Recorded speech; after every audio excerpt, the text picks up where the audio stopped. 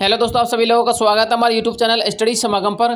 देखिए साथियों, आज के इस वीडियो में हम चर्चा करने वाले हैं राजस्थान कृषि विभाग संविदा भर्ती परीक्षा 2023 के विषय में।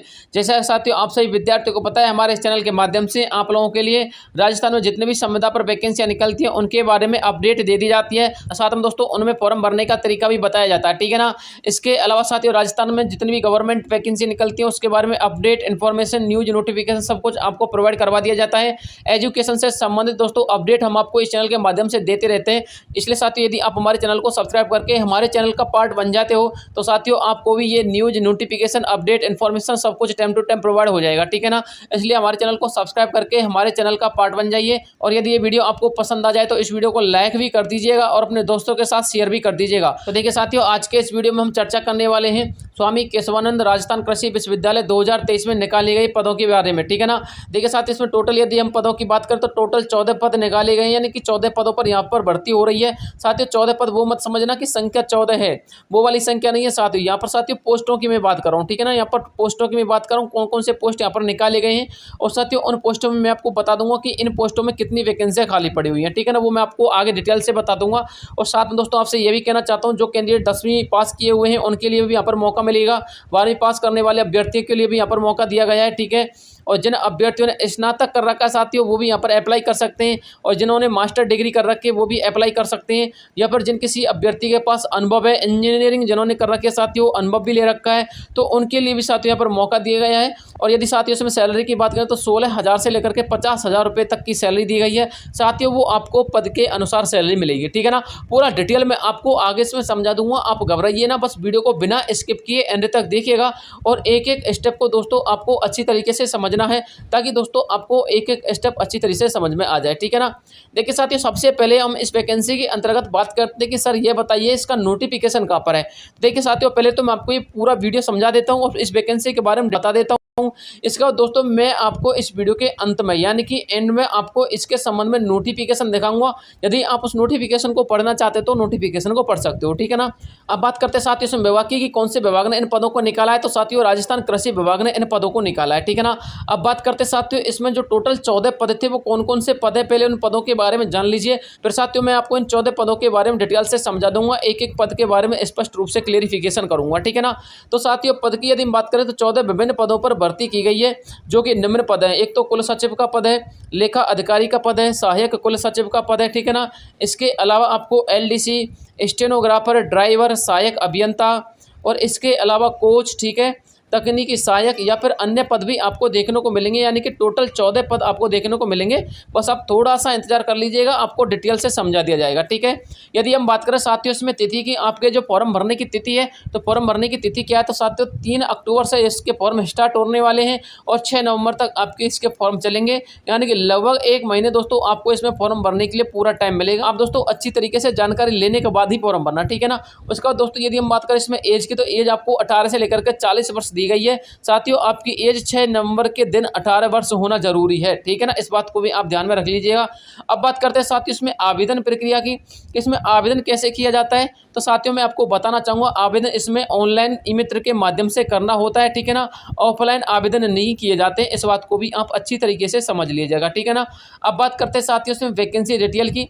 अब देखिए एक एक वैकेंसी के डिटेल मैंने यहाँ पर लिख दिया साथियों। मैंने आपको बताया था ना कि 14 पदों के बारे में मैं आपको डिटेल से बता दूंगा आगे।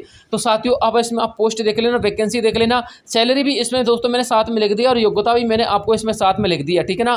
देखिए साथियों सबसे पहले मैंने आपको जो हाईएस्ट सैलरी वाले पद हैं साथियों उनके बारे में डिटेल से बताया है। उसके बाद दोस्तों इसमें 12वीं पास और 10वीं पास वाले जो अभ्यर्थी अप्लाई कर सकते हैं और जो स्नातक जिन्होंने किया वो भी अप्लाई कर सकते हैं, उन पदों के बारे में भी आपको जानकारी मिलेगी। बस थोड़ा सा धैर्य बना के रखिएगा, ठीक है ना। पहले बात करते हैं साथियों उप कुल सचिव के पद की। तो इसमें एक पद निकाला गया है, मास्टर डिग्री मांगी गई है। यदि आप लोगों की मास्टर डिग्री में 2nd डिवीजन बनी हुई है तो दोस्तों आप इसमें अप्लाई कर सकते हो। और 10 साल का आपके पास ऑफिस में अनुभव होना चाहिए काम करने का, ठीक है ना। और साथ ही इसकी सैलरी 47,000 रुपये रखी गई है। कितनी रखी गई है? 47,000 रुपये दोस्तों इसकी सैलरी है।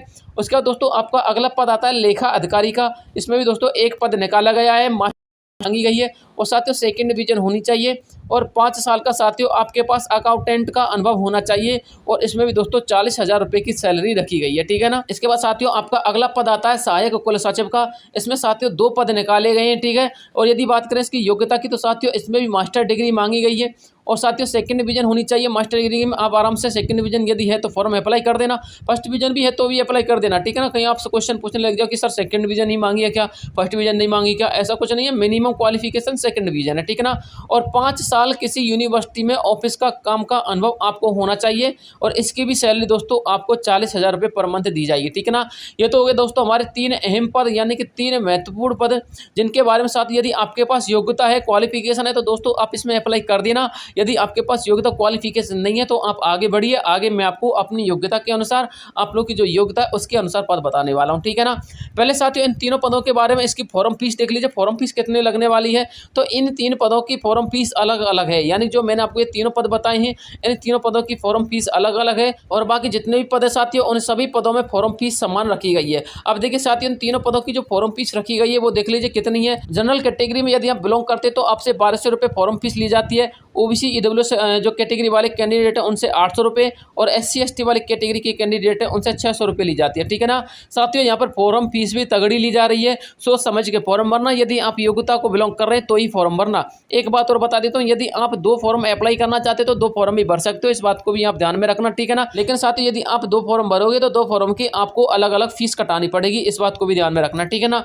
अब बात करते हैं साथियों हमारे अन्य पदों पर। तो देखिए जो अन्य पद में अभी आपको बताने वाला हूँ साथियों, उन अन्य पदों की पहले फीस देख लीजिए।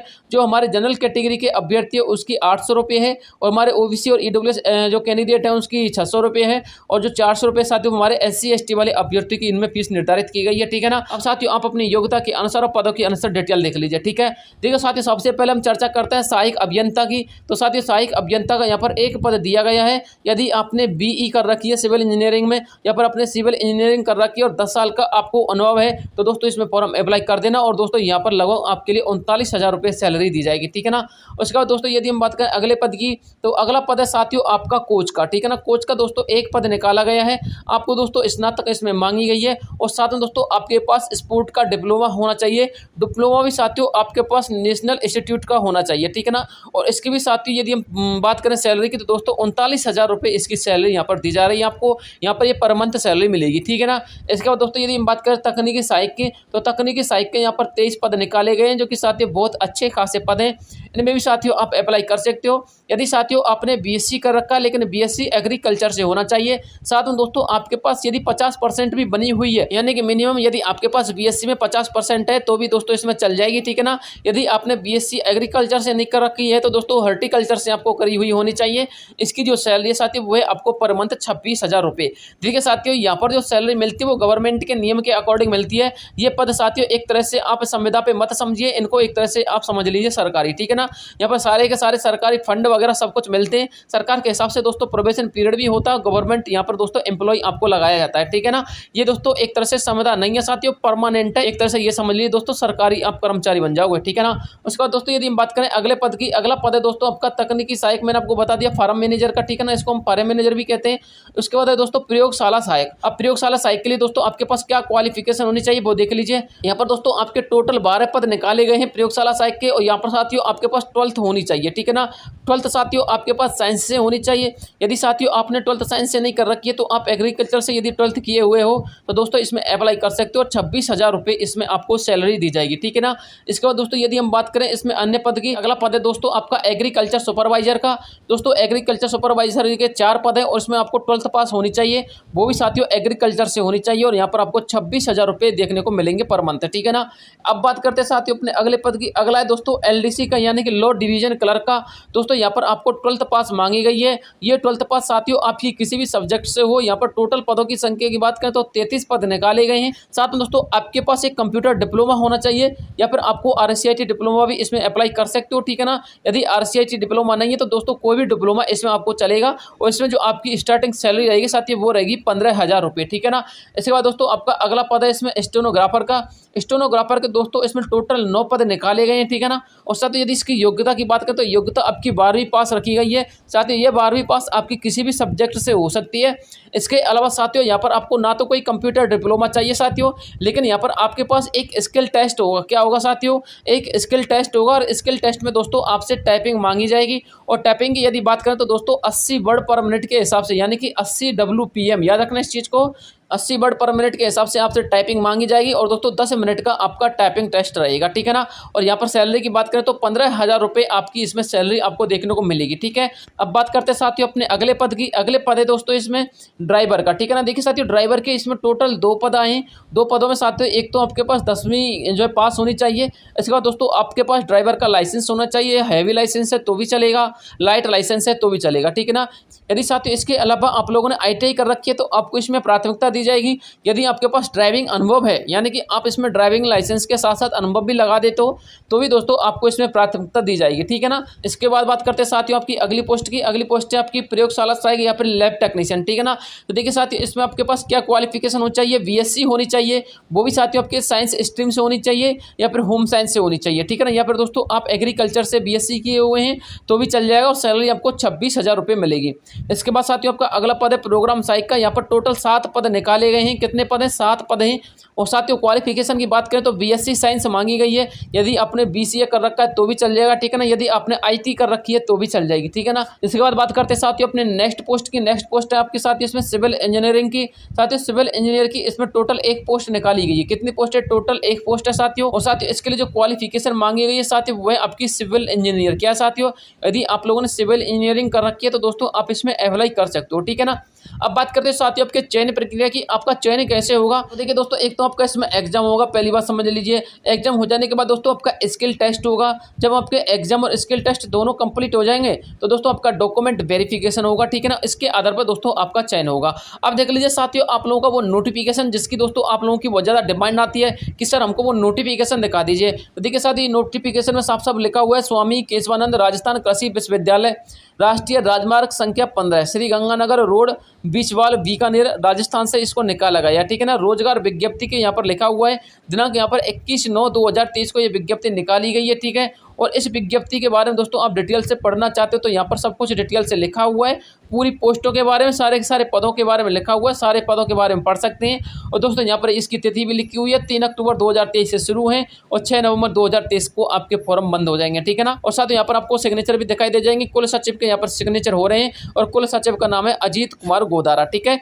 तो साथ ये आपकी टोटल पोस्ट थी, इसके बारे में आपको टोटल जानकारी मिल गई होगी। मुझे उम्मीद है आपको वीडियो अच्छी तरीके से समझ में आ गया होगा और दोस्तों वीडियो भी पसंद आया होगा, ठीक है ना। यदि वीडियो पसंद आ गया हो तो यार प्लीज़ वीडियो को लाइक करना और अपने दोस्तों के साथ शेयर करना। यदि आपको कोई डाउट रह गया है तो साथियों डाउट को कमेंट बॉक्स में पूछना। डाउट के लिए दोस्तों मैंने कमेंट बॉक्स ओपन कर रखा है, ठीक है ना। वहाँ पर दोस्तों आपके डाउटों का जवाब देने की कोशिश करूंगा। मिलता हूँ आपसे नेक्स्ट वीडियो में, तब तक के लिए जय हिंद जय भारत।